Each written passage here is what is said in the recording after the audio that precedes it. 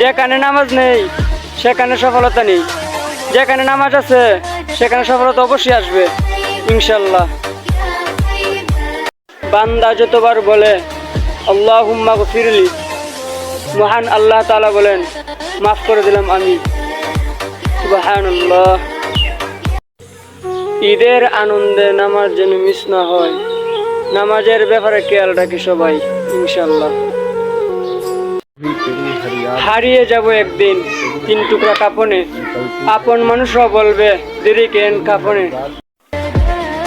সবচেয়ে খুশি মানুষ সে যে অল্পতে সন্তুষ্ট হয় এবং অল্পতে বলে আলহামদুলিল্লাহ।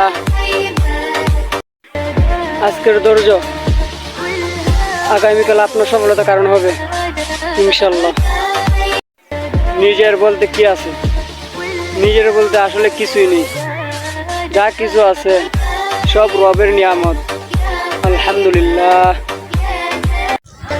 কখনো হতাশ হবেন না, বিপদ যত বড় আল্লাহর দয়া ও রহমত তার চেয়ে বেশি বড়, আলহামদুলিল্লাহ। ধীরে ধীরে এগিয়ে যাচ্ছি আমরা ঈদ উল ফিতরের দিকে, অন্যদিকে কবরবাসী কান্না করছে রমজান শেষ হবে বলে। হারিয়ে যাব একদিন 3 টুকরা কাপনে, আপন মানুষরা বলবে দেরি কেন কাপনে।